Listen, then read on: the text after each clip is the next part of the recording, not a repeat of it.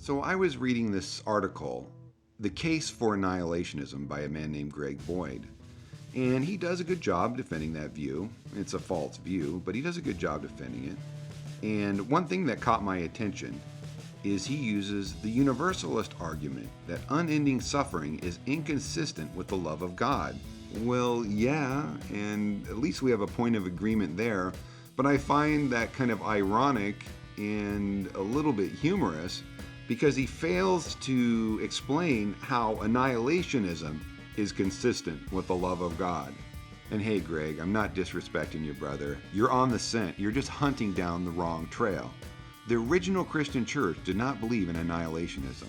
They were universalists. They believed in the apokatastasis, the ultimate restoration of all people by God. They didn't believe that most of mankind was going to be annihilated by God. And another thing that he fails to explain is how is annihilationism consistent with God being all-knowing, all-powerful, and perfect? If God is all-knowing, all-powerful, and perfect, therefore, his plan of salvation is all-knowing, all-powerful, and perfect, and therefore has every possible contingency covered. If God is forced to annihilate most of mankind, that makes Satan the great victor, and God merely getting a consolation prize by saving a remnant of mankind.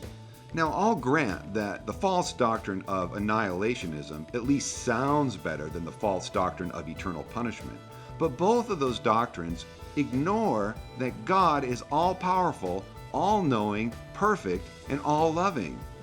Now, looking through all these passages that he's using to support the doctrine of annihilationism, none of them actually do.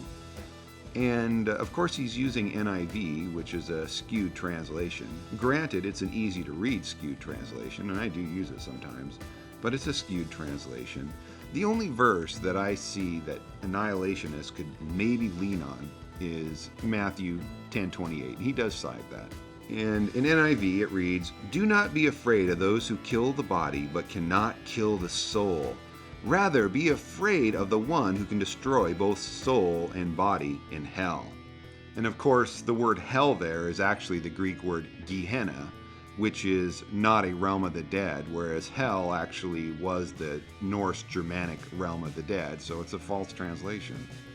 Now, the reason I'm highlighting this passage, which is probably the strongest passage to support the doctrine of annihilationism, is because I want to make a strong point from this passage for universalism.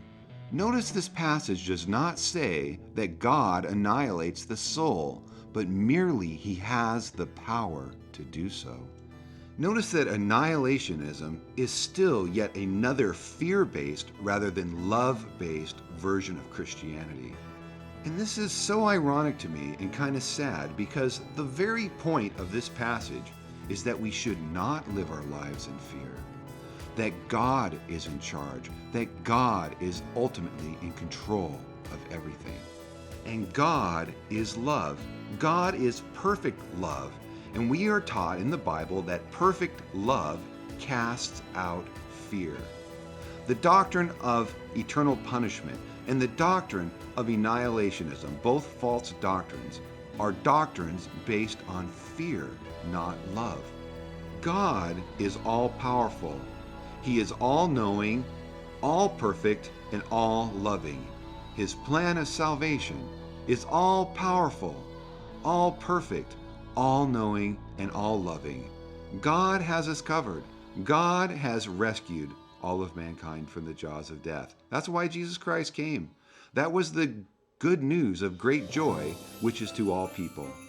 That was the Christmas message that the angels brought. That Jesus Christ came to save the whole world. And indeed, he has accomplished this. God bless you. Thank you for listening. Bye-bye.